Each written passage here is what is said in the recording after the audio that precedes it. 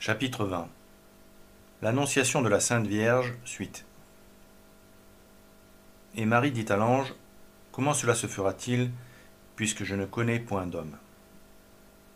Refuse-t-elle de croire? Demande saint Ambroise.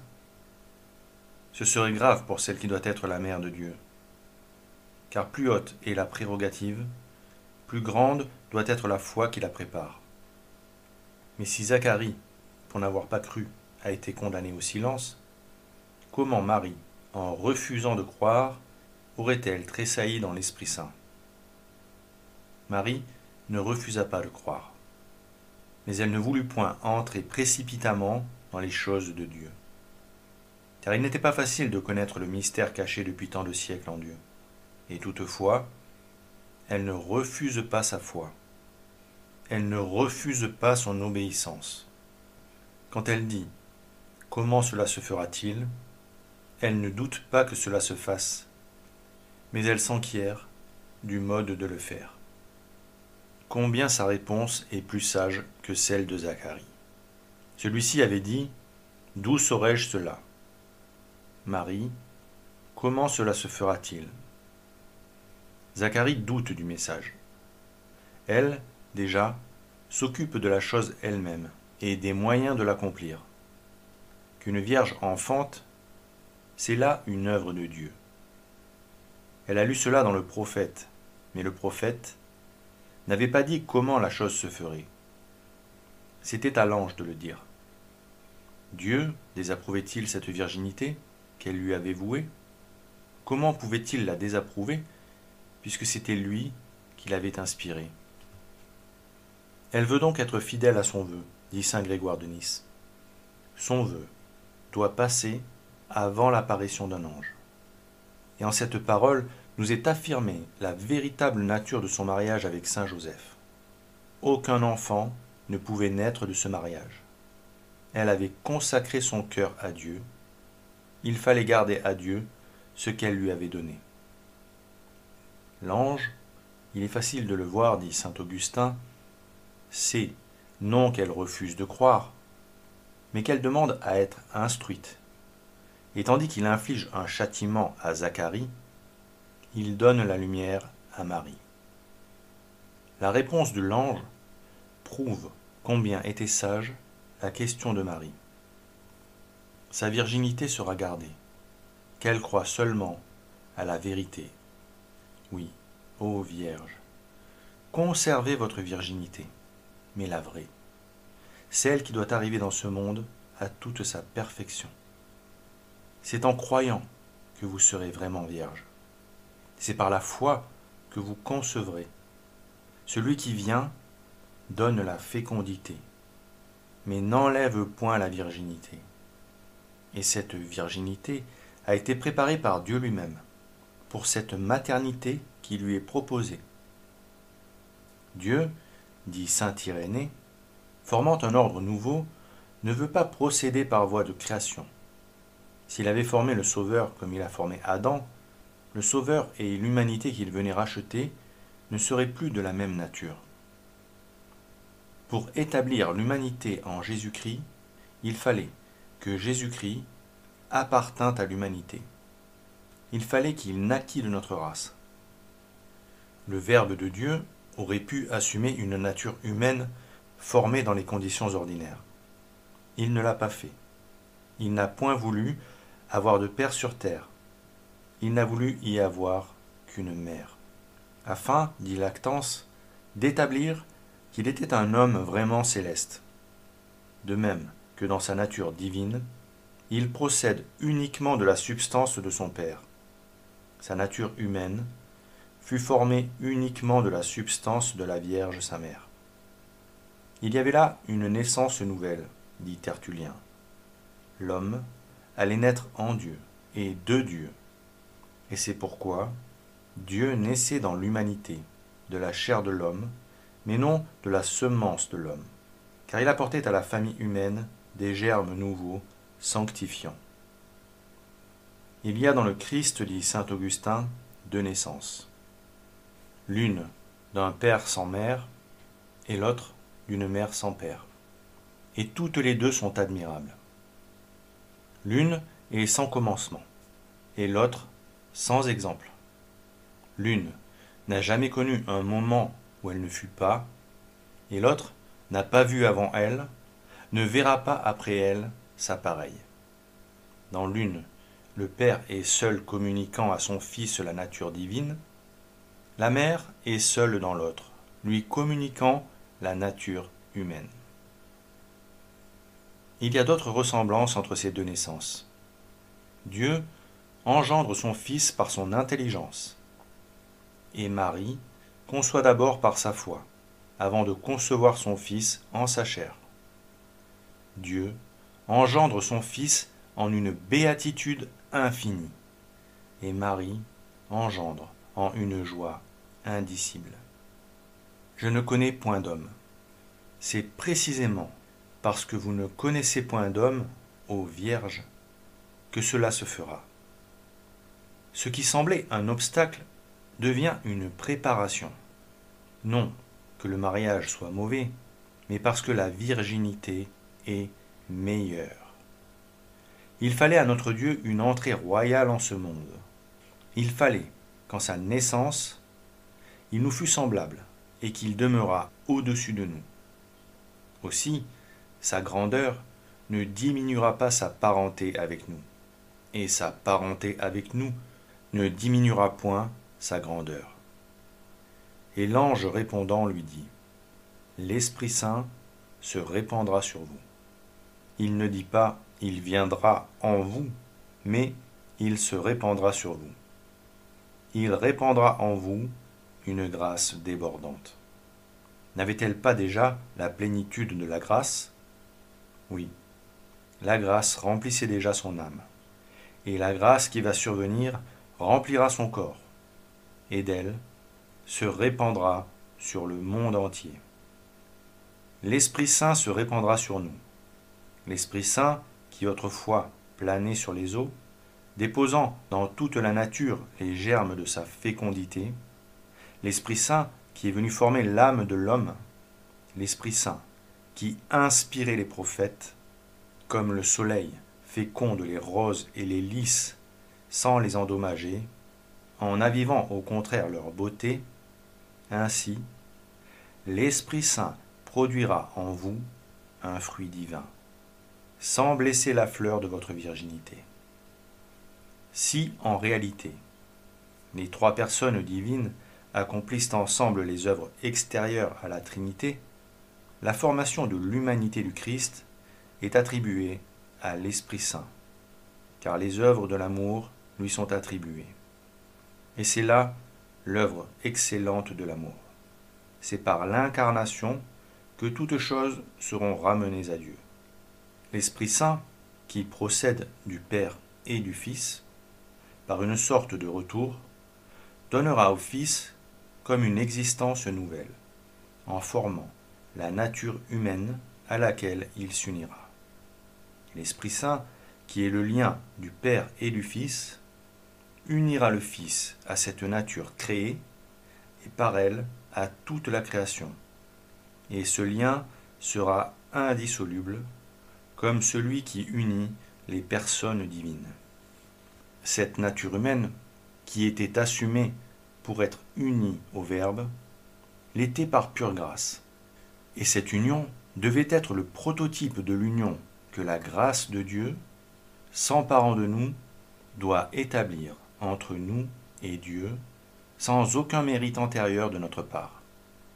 Cette naissance du Christ par l'opération du Saint-Esprit, dit saint Augustin, nous montre en œuvre la grâce de Dieu. Les hommes sont justifiés de leurs péchés par la même grâce qui a mis l'homme-Dieu au-dessus du péché. À vous, comme à la Vierge, on dira avec vérité, vous avez trouvé grâce devant Dieu. Et l'Esprit Saint, qui a été l'agent de l'union de l'homme avec le Verbe dans le Christ, sera également l'agent de la grâce dans l'homme. C'est pourquoi, ô Vierge, ne craignez pas votre indignité. Vous êtes au centre des œuvres de la grâce divine. Ne craignez point ce qui paraît être une opposition à la nature, vous êtes dans la plénitude du surnaturel. Ne craignez point d'être infidèle à vos promesses. Vous êtes en face de celui qui est le lien du Père et du Fils. Ne craignez point la souillure. La souillure ne peut atteindre l'âme qui est possédée par l'Esprit Saint. C'est pourquoi, dans notre symbole, nous chanterons de Jésus-Christ qu'il a été conçu du Saint-Esprit. Et cependant, on ne dira pas du Saint-Esprit qu'il est le Père de Jésus-Christ. De même qu'on ne dit pas de ceux qui sont nés de l'eau et de l'Esprit qu'ils sont les enfants de l'eau et de l'Esprit. On les appelle les enfants de Dieu et de l'Église, car les enfants sont la continuation du Père et de la Mère. Jésus est le Fils du Père céleste et de Marie, car tout ce qui est en lui vient du Père et de Marie. L'Esprit Saint est l'agent du mystère, comme il le sera de notre adoption et de notre sanctification. Et la puissance du Très-Haut vous couvrira de son ombre. L'ange, ici, fait peut-être allusion au voile que l'on étendait sur les fiancés dans la célébration du mariage. Une union se contracte en ce moment entre cette jeune fille et le Très-Haut. Souvent, quand Dieu descendait sur terre, c'était dans une nuée. La nuée était une révélation de sa présence et une barrière qui tenait l'homme éloigné de Dieu. C'est dans une nuée que Dieu guidait son peuple. Et quand Dieu, par la nuée, eut pris possession du tabernacle, Moïse ne pouvait plus y pénétrer. Il faut que Marie, elle, entre dans la nuée qui descend sur terre. Il faut qu'elle soit tout entière enveloppée, pénétrée par la nuée, car elle est le tabernacle vivant, où Dieu va faire alliance avec son peuple, où Dieu va se rendre substantiellement présent sur terre. Il faut que Marie entre dans la pleine connaissance du mystère. Comment cela se fera, vous le saurez, lui dit l'ange. Vous le saurez d'une science béatifiante. Vous le saurez par ce qui vous sera donné. Celui qui vous enseignera sera celui-là même qui vous garde. Moi, je ne puis que vous annoncer ce mystère. Il ne peut être enseigné que par celui qui l'opère. Il ne peut être connu que par celle qui le reçoit. Oh, les merveilleuses révélations que recevra la Vierge sur ce mystère, sous l'ombre du Très-Haut, du Verbe incarné qui vivra en elle, et de l'Esprit Saint qui agira en elle. Sous l'ombre produite par cette nuée, la Vierge n'aura à craindre aucun trouble des sens. Tout en elle sera paix et rafraîchissement. Cette ombre est aussi, dit saint Grégoire, une allusion au mystère qui va s'accomplir. Dieu, par lui-même, est lumière. Et pour se rendre visible aux hommes, il devait produire une ombre. Or, l'ombre suppose et la lumière et un corps interposé. L'ombre qui descend sur Marie accuse la présence de celui qui est la lumière infinie et qui s'est revêtu d'un corps. Et l'ombre qui descendra sur Marie sera comme ces nuées qui répandent autour d'elle la fécondité. Plus d'une fois, elle avait répété les paroles de l'épouse du cantique. Je me suis reposée à l'ombre de celui que je désirais, celui qui devait venir projeter déjà son ombre dans le monde. C'est maintenant qu'elle va savoir combien cette ombre est salutaire et combien son fruit est doux. Et c'est pourquoi aussi, ajoute l'ange, l'être saint qui naîtra de vous sera appelé Fils de Dieu. L'ange affirme qu'il naîtra véritablement de Marie, et l'apôtre saint Paul, pour accentuer sa communauté de nature avec sa mère, dira qu'il a été formé de la femme. Factum ex muliere. Et les pères souligneront cette expression de l'apôtre. Et s'il y a une communauté de nature entre Jésus et sa mère, cette communauté existe aussi avec nous, dit saint Athanase, puisque Marie est notre sœur. Et s'il naît véritablement de Marie, quelle grandeur cette naissance donnera à Marie. Et l'être saint, sanctum. Pourquoi, dit saint Bernard, emploie-t-on ce mot sans aucune apposition? Il n'y avait sans doute aucune expression qui pût désigner cet être unique, splendide, adorable, qui, à ce moment, était formé de la chair très pure de la Vierge Marie et uni au Verbe. Toute apposition aurait été une diminution. Et c'est pourquoi il dit l'être saint, attribuant à sa sainteté un caractère infini, car par l'action de l'Esprit Saint et l'union au Verbe, cette sainteté eut un caractère unique. Il l'appelle le saint, substantivement, car la sainteté ne sera pas en lui une sainteté ajoutée, accidentelle, mais une sainteté qu'il possédera par nature. Et il naîtra saint. Il sera saint dès sa naissance, à la différence de nous autres, qui, subissant les conditions de notre nature corrompue, naissons dans le péché et ne pouvons être saints qu'en le devenant. Il naît vraiment saint, celui en qui la nature humaine n'a pas existé un seul moment séparé de la divinité, mais lui a été unie dès le commencement. Il y aura maintenant sur terre un foyer de sainteté inépuisable.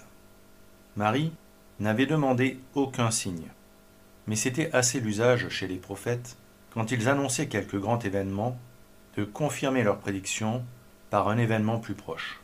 C'est ce que fait l'ange Gabriel.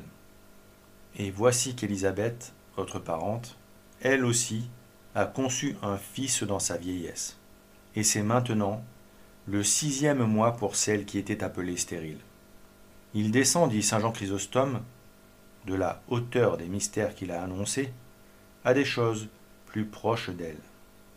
Il ne remonte pas aux exemples de Sarah, de Rebecca, de Rachel. Il l'amène à un fait tout proche, à une parente. Il y avait, contre le fait qu'il va lui annoncer, 2 obstacles, l'âge et la stérilité native. Et cependant, sa parente est à son 6e mois. Il lui annonce cette fécondité miraculeuse au moment où elle est indubitable. La fécondité accordée à une femme stérile est une heureuse préparation à l'enfantement d'une vierge. Et ce fait s'est accompli en sa parente. Comment était-elle parente si Marie était de la tribu de Juda et de la famille de David et Élisabeth de la tribu de Lévi et de la famille d'Aaron? Certains ont tiré de là une objection contre le récit de saint Luc. Mais il suffisait, pour créer cette parenté, que la mère de Marie fût de la famille d'Aaron, ou la mère d'Élisabeth de la famille de David. Et cela se fit, dit saint Grégoire de Nazianze, par une volonté d'en haut, afin que dans la naissance du Christ, la lignée sacerdotale s'unit à la lignée royale, car le Christ est à la fois prêtre et roi. Nous lisons en effet dans l'Exode qu'Aaron, le premier grand prêtre, épousa Élisabeth, de la tribu de Juda. Élisabeth, épouse de Zacharie, nous ramène donc au souvenir d'Aaron. Selon la chair, dit saint Irénée, le Christ descend de Lévi et de Juda. Cela convenait à celui qui est à la fois prêtre et roi. Quelles admirables convergences découvre notre foi à cette communication faite par l'ange à Marie de cette conception miraculeuse de sa parente. Il ne fallait pas, dit saint Bernard, que la mère de Dieu parût être tenue éloignée des conseils de son fils en ignorant des choses qui la touchaient de si près. Il fallait qu'elle pût dire aux apôtres et aux évangélistes tout ce qui se rapportait à la naissance de son fils et de son précurseur, et l'ordre où toutes ces choses s'étaient passées. Marie devait être le premier des évangélistes. Ou bien encore, continue saint Bernard, cette conception lui est annoncée pour qu'elle, la plus jeune, puisse rendre service à la plus âgée, et dans la visite qu'elle lui fera, donner à son fils, celui qui doit être un prophète, à celui qui est l'aîné par l'âge, l'occasion de donner à son maître les prémices de ses adorations. Et dans le miracle qui s'accomplira à la rencontre des mères, montrer la grandeur des merveilles qui se sont accomplies en elle. Il fallait que pour le moment, sa joie fût sans borne. Il fallait qu'elle conçût le Fils de la dilection du Père dans la joie de l'Esprit. Et c'est pourquoi l'heureuse conception de sa parente lui est annoncée pour qu'il y ait en elle joie sur joie, et que bientôt, favorisées toutes deux de grâces qui se rattacheraient l'une à l'autre, elles puissent unir leurs actions de grâce. Car rien ne sera impossible à Dieu. Rien de ce qui peut être dit ou conçu. Omne verbum. Chez les hommes, dit saint Bernard, il y a loin entre dire et faire. En Dieu, il n'est pas ainsi. Pour lui, dire c'est faire. En lui, la parole n'est jamais en désaccord avec la pensée. Il est la vérité. L'acte, jamais en désaccord avec la parole, car il est la puissance. Et le mode, jamais en désaccord avec l'acte, car il est la sagesse. Habituellement, il n'agit pas directement, mais par les lois naturelles. Et quand il agit par ces lois, c'est lui qui agit. Il a parlé, et toutes choses ont été encore faites. Et il se réserve aussi d'agir par lui-même, et pour cela, il suffit qu'il dise une parole. Le grand motif, l'unique motif que l'ange propose à la foi de Marie, c'est la parole de Dieu. Vous avez entendu, ô Vierge, lui dirons-nous avec saint Bernard. Vous avez entendu le fait, vous concevrez.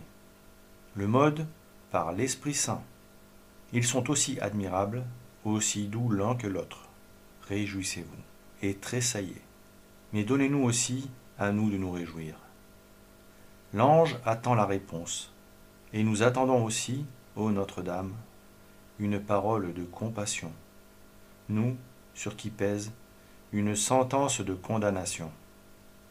Cette parole, Adam vous la demande, ô Vierge compatissante, avec toute sa race exilée du paradis, Abraham, David et les autres patriarches, qui sont nos ancêtres et qui, dans ce moment, sont dans les régions de l'ombre de la mort.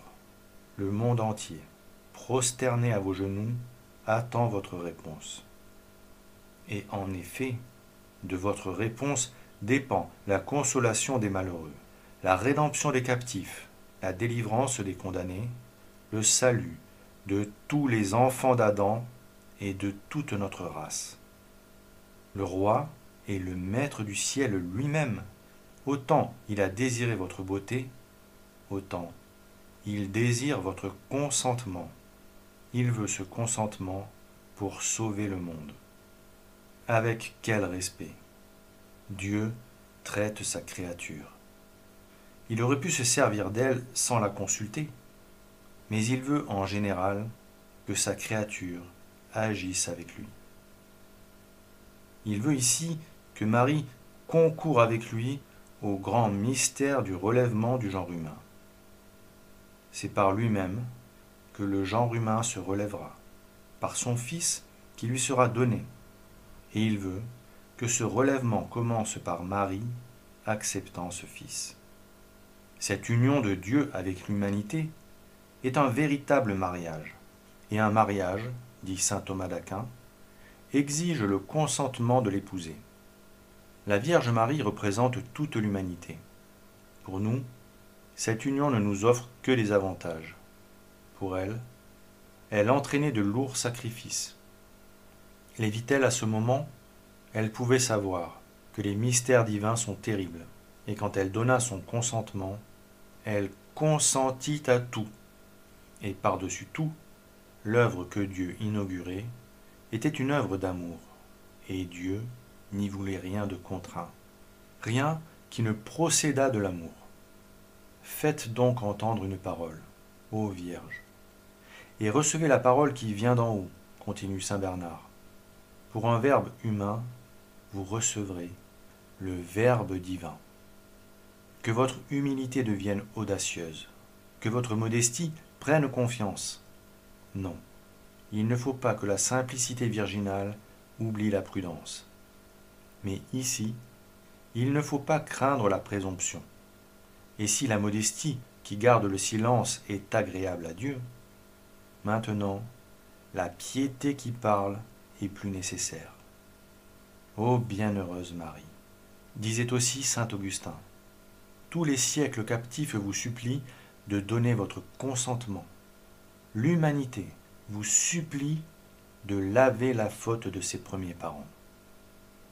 Celui qui était le premier offensé a écarté la barrière que le péché avait mise entre nous et le ciel. Nous pourrons y entrer si vous donnez votre consentement précieux. Vous nous sauvez et vous nous préparez une alliance magnifique. À cause de cette alliance acceptée, Dieu remettra au monde ses offenses. Et vous, ange de Dieu, envoyé d'un si grand roi, qui avait apporté le pardon aux criminels, la vie aux morts, pressez la Vierge, qui ne doute pas du don de Dieu, mais se reconnaît indigne d'une telle fonction. Combien le rôle et le langage de l'ange Gabriel diffèrent du rôle et du langage de l'ange déchu, qui tenta notre première mère au paradis terrestre. Oui, on voit que l'archange prépare la venue de Dieu sur terre et travaille à conduire Marie à Dieu, tandis que le tentateur, en engageant nos premiers parents à agir comme des dieux, travaillait à les séparer de Dieu.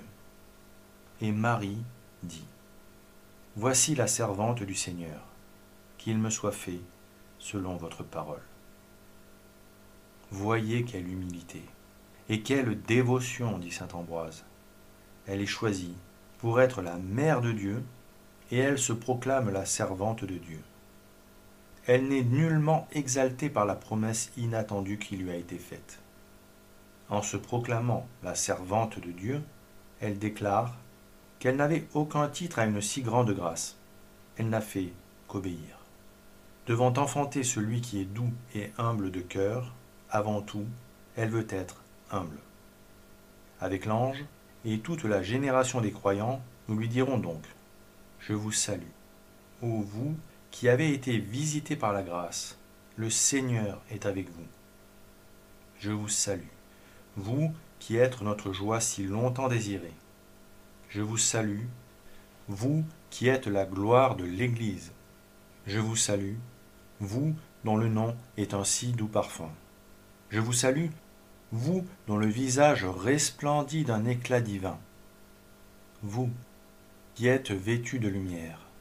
Vous, la mère du jour, qui n'a point de couchant, la mère sans tache de la sainteté. Je vous salue, ô mère, qui inaugurez une naissance nouvelle. Je vous salue, vous, humble créature, qui possédez celui que la terre ne peut contenir.